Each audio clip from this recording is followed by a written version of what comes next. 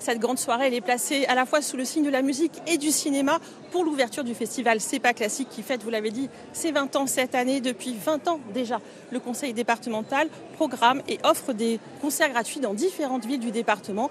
Des concerts gratuits pour mettre la culture à portée de tous, la musique classique. Et ce soir, ce sont des photos de tournage de films qui sont projetées sur grand écran. L'Orchestre national de Cannes et Renaud Capuçon interprètent des airs connus, des mélodies souvent indissociables de ces films. Vous allez peut-être les reconnaître, on écoute quelques extraits.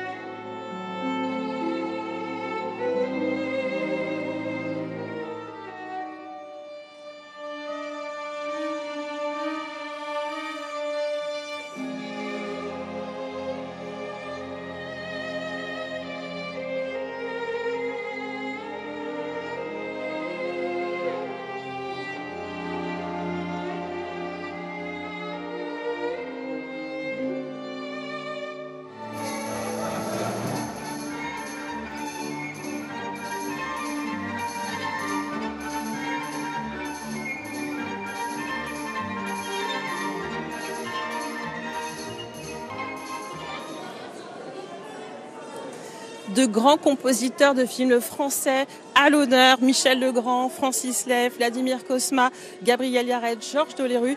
À la baguette, c'est le chef d'orchestre britannique Duncan Ward qui nous fait l'amitié de s'exprimer en français. Est-ce qu'il y a une partition plus difficile qu'une autre dans le programme ce soir ? En fait, le Rabbi Jacob, c'est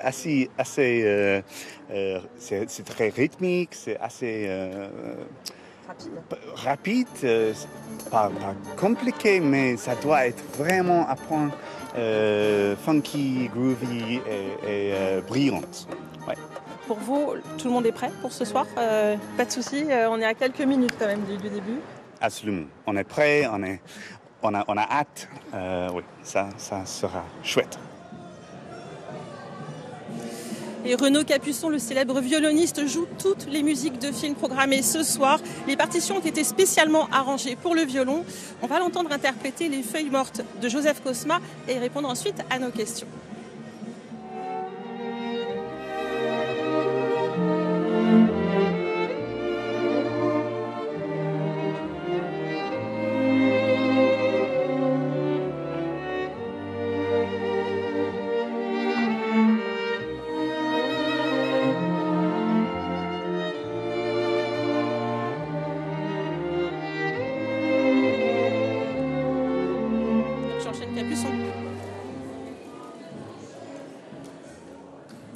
Et Renaud Capuçon nous explique son amour pour les musiques de films, de grands compositeurs selon lui. Il a accepté de répondre à quelques questions juste avant le début du concert.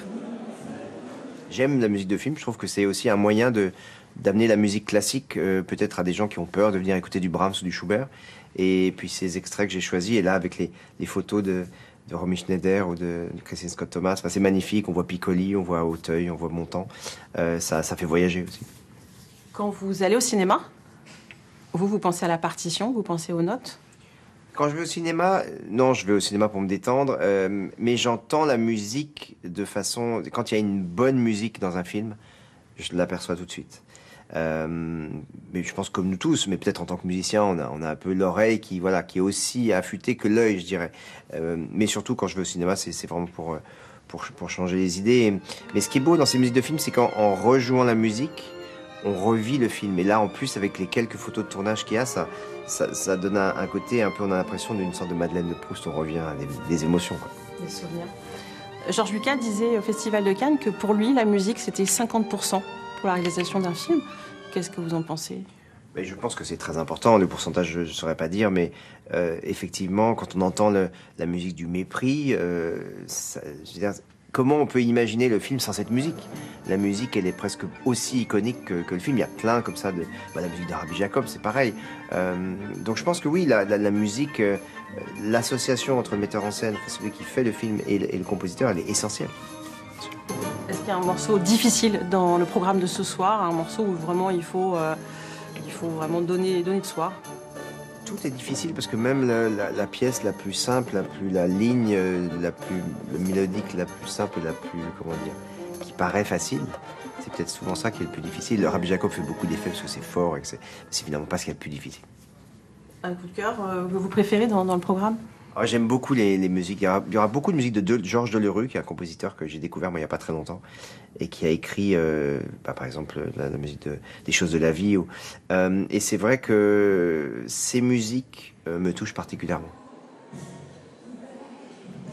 Alors une ouverture de festival qui a des allures de fête. Alors bien sûr c'est complet ce soir, mais il y a d'autres temps forts qui sont prévus jusqu'au 25 novembre, avec la finale notamment du concours de piano French Riviera Masters à l'Opéra de Nice.